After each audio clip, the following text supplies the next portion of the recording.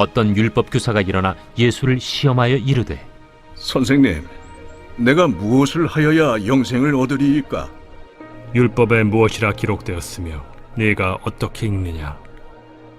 내 마음을 다하며 목숨을 다하며 힘을 다하며 뜻을 다하여 주 너희 하나님을 사랑하고 또한 내 이웃을 내 자신같이 사랑하라 하였나이다. 내 대답이 옳도다. 이를 행하라. 그러면 살리라. 그 사람이 자기를 옳게 보이려고 예수께 여짜오되 그러면 내 이웃이 누구니이까? 어떤 사람이 예루살렘에서 여리고로 내려가다가 강도를 만나매 강도들이 그 옷을 벗기고 때려 거의 죽은 것을 버리고 갔더라. 마침 한 제사장이 그 길로 내려가다가 그를 보고 피하여 지나가고 또 이와 같이 한 레위인도 그곳에 이르러 그를 보고 피하여 지나가되 어떤 사마리아 사람은 여행하는 중 거기 이르러 그를 보고 불쌍히 여겨 가까이 가서 기름과 포도주를 그 상처에 붓고 싸매고 자기 짐승에 태워 주막으로 데리고 가서 돌보아 주니라. 그 이튿날 그가 주막 주인에게 데나리온 둘을 내어주며 이르되 이 사람을 돌보아 주라. 비용이 더 들면 내가 돌아올 때에 갚으리라 하였으니 네 생각에는 이 세 사람 중에 누가 강도 만난 자의 이웃이 되겠느냐? 자비를 베푼 자니이다. 가서 너도 이와 같이 하라. 사마리아인 손님은요, 여관 주인의 입장에서 보면은 참 특이한 경우입니다. 공경에 처했다 해도 타인이고 관계없는 남인데 당연히 챙길 사람들, 동족들도 이웃들도 친척들도 외면하는데 왜 자기가 아까운 돈, 시간, 자원을 써가면서 나서는지 이해가 되지 않습니다. 그래도요, 그냥 자기는 영업하는 거 아닙니까? 영업 차원에서 투숙객 한 사람 더 왔으니까 물주인 사마리아 손님이 숙박료 내고요. 자기는 도움과 편의를 제공하는 사업자적 관계이고 코스트가 좀 더 들었으니까 이 추가 비용이 있습니다. 그러면은 돈 받으면 되는 거 아닙니까? 그냥 자기는 사업자적 관계이고 제3자 입장에서 거리를 둘 수 있는 입장입니다. 문제는요, 그 다음날 아침부터 시작됩니다. 사마리아 손님이 원래 볼일을 보러 예루살렘으로 가고 있었어요. 가면서 어떻게 이 사람을 데리고 가면서 치료할 수는 없으니까 상황이 그렇게 되었어요. 여관 주인에게 그 사람의 간병하는 일을 떠밀듯이 맡긴 것입니다. 여관 주인 입장에서 보면은 아니 내가 왜 이런 일까지 졸지에 얼마나 황당했겠습니까? 그래도요, 두 데나리온 둘을 선수금으로 딱 맡기니까 그 당시에 일용직 하는 그 일당이 한 데나리온입니다. 그러니 생각을 할 때에 아 이거는 이틀만 지나면은 돌아오겠다 싶어서 요즘 말로 까짓거이 그래서 이틀만 견디면은 그 정도 견디면은 그 정도는 할 수 있지 않겠는가? 아마 평소에 왕래가 있었던 그런 좋은 고객이니까 손님 고객 관리 차원에서 이렇게 하지 않았나 혼자 생각해 봅니다. 여러분에게 한번 묻습니다. 여러분 생애에서 원래 자기와 관계가 없었는데 이렇게 갑자기 떠밀리듯이 맡은 정작 맡긴 사람은 떠나고요. 여러분이 맡은 강도 만난 이웃 같은 그런 사람, 그런 환경, 그런 짐은 무엇이었습니까? 또 지금 현재 그렇게 떠맡고 있는 짐은 또 무엇인지요? 여관 주인의 진짜 고민은요, 이틀 동안까지는 그냥 했을 것 같은데 3일째부터 시작이 되었지 않겠나 싶습니다. 돌아온다 말만 믿고 계속 다정한 이웃으로 이 강도 만난 사람을 이웃처럼 돌볼지 아니면은 그만둘지 3일째부터는요 30일이 되었든지 300일이 되었든지 3000일이 되었든지 계속되는 아침과 저녁으로 계속해 말어 같이 살아 말어 계속되는 그런 고민 아니겠습니까? 이제 데나리온 둘이 다 하면요 그 다음부터는 자기 생돈 써가면서 돌봐야 합니다.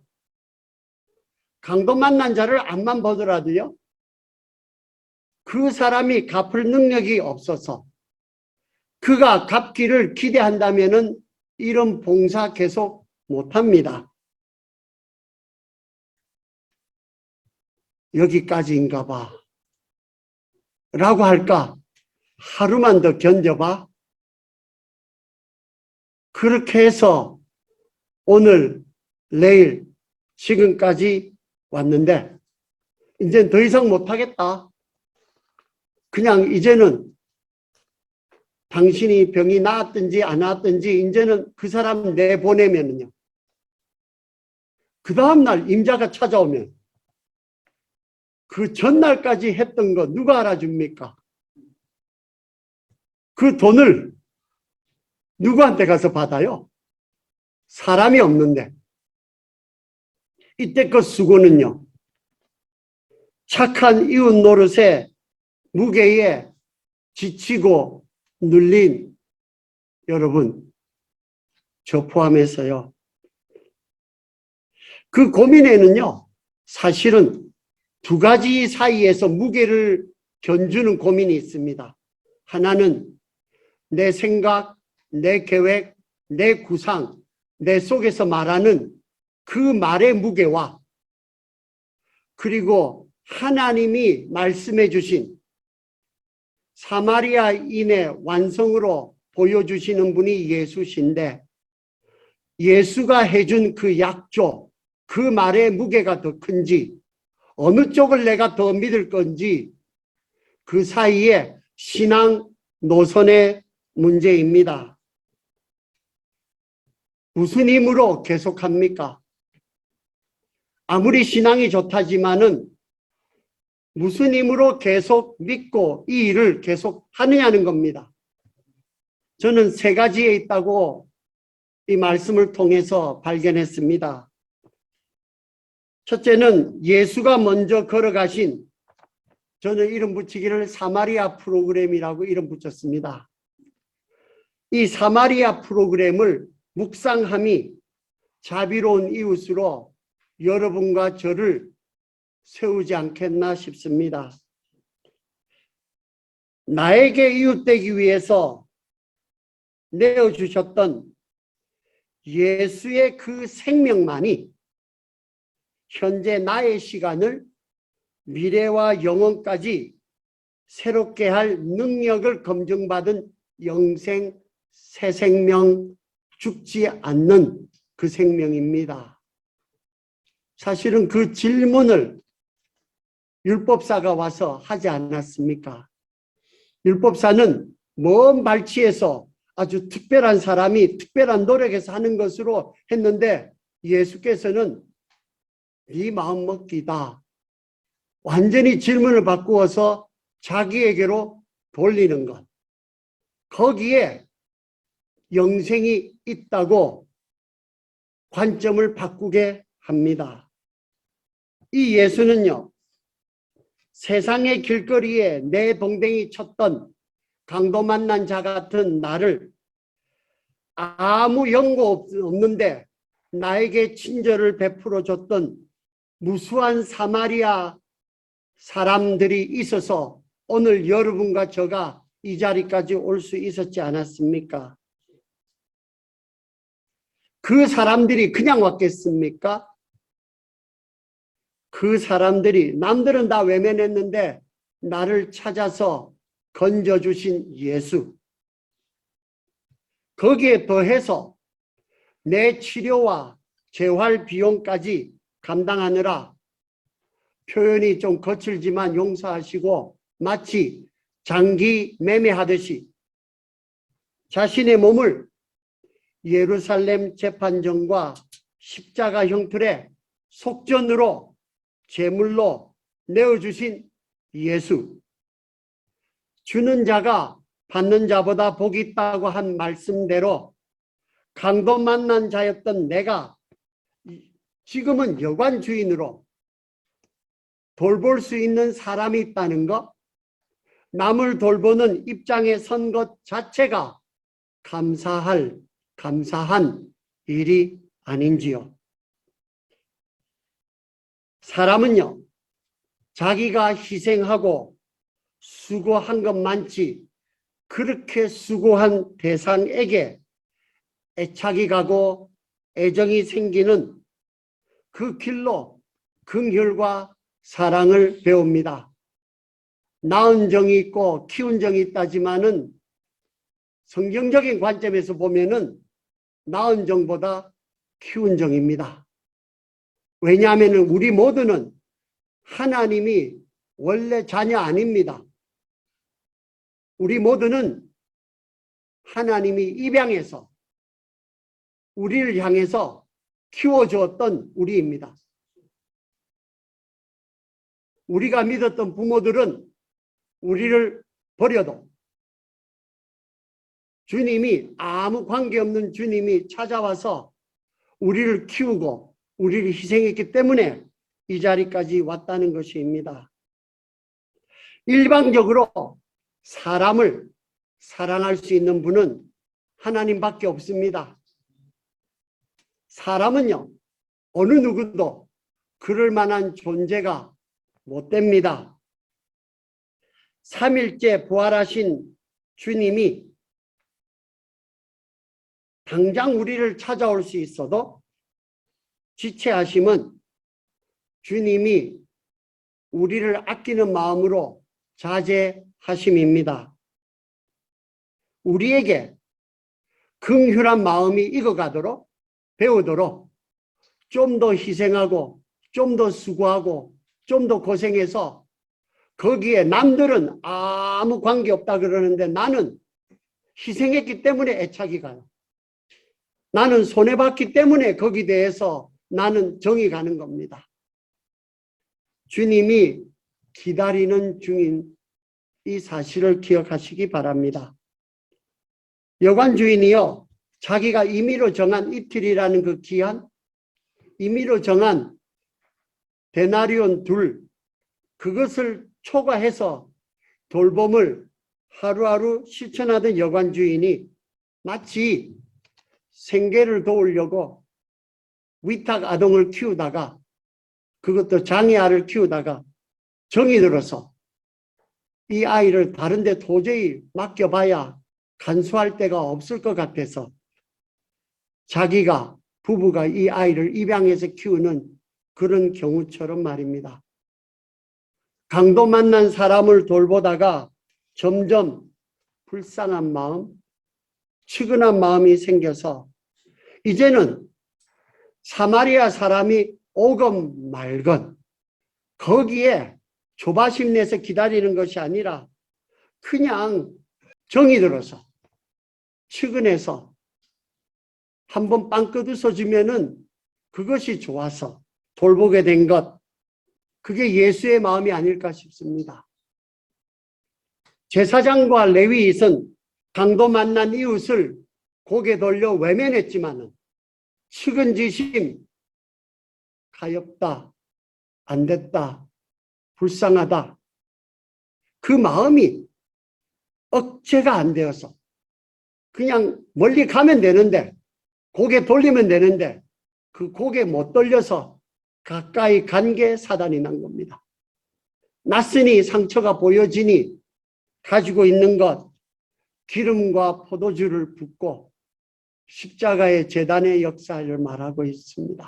성전 방마당에서는 포도주처럼 피를 부으셨고 성소 안에서는 기름을 부으셨고 스스로 종이 되어서 나귀에 태우고 고삐를 잡고 여관까지 오신, 그렇게 우리를 위해서 사마리아 사람이 된 예수의 마음을 배운 것입니다.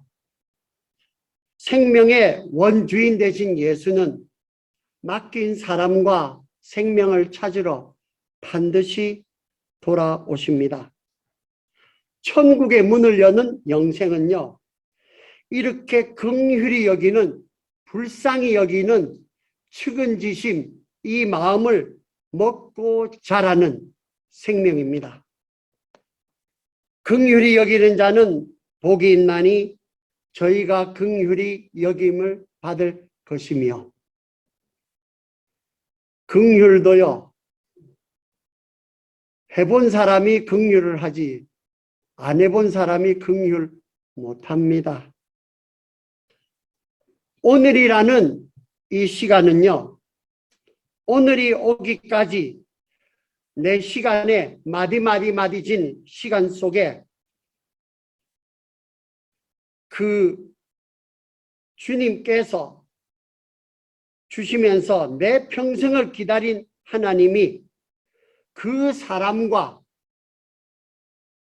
이웃됨을 통해서 천국의 시간을 지금 오늘에 공유하는, 같이 누리는 영생의 친구로 사귀라고 주신 하늘의 기회입니다. 한 번 더 말씀드리겠습니다. 오늘이라는 시간은 오늘이 오기까지 내 평생을 기다린 하나님이 그 사람과 이웃됨을 통해서 천국의 시간을 오늘부터 공유하기를 시작하는 영생의 친구로, 영원의 친구로 사귀라고 주신 하늘의 기회입니다. 토막으로 맞아진 내 시기 속에 여러분이 지금 어떤 시기를 지나가고 계십니까? 코로나 이전, 코로나 이후, 코로나 기간 각 마디마디가 있습니다. 그 시기 속에 들어있는 내 시간을 참지 못하고 조바심 내고 투정 부리고 역정 부리던 내가 변해야 합니다. 무의미한 낭비로 불평하던 시간을 세월을 아끼라. 때가 악하다고 하신 성령께서 영생하는 그 종자를 심는 기회로 주신 시간임을 기억하셔야 됩니다. 근데 그것을 기억하는 그 순간이 언제인가, 어떻게 나에게 다가오는가? 어떤 분이요, 너무도 속썩이는 애를 두고요, 이렇게 저에게 말합니다. 목사님, 어떤 때에는 자기 새끼지만은 죽이고 싶을 정도로 얄미운데 가련하고 불쌍해요.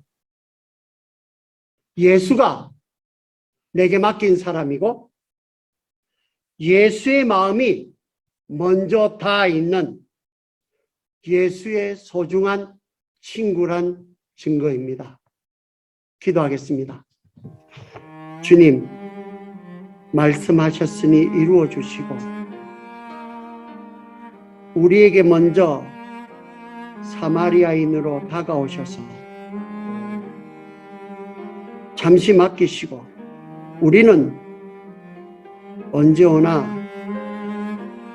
우리가 한 봉사와 수고에 대해서 생색내고 짜증내고 비교하고 불평하고 역정내고 함부로 대하는 동안에, 원망하는 동안에